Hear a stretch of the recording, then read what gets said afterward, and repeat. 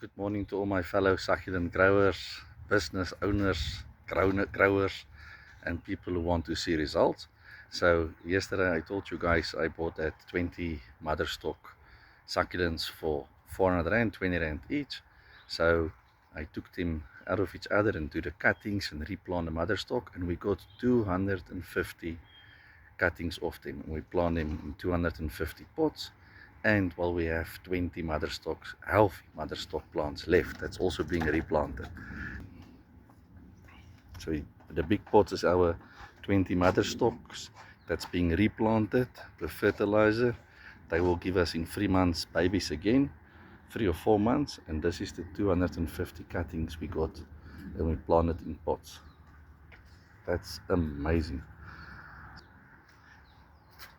It's unbelievable. To grow something is possible. Step by step, slowly, and just start. Because look at them. Incredible. And that's only from 20 mother stock plants. Thank you guys. Cheers.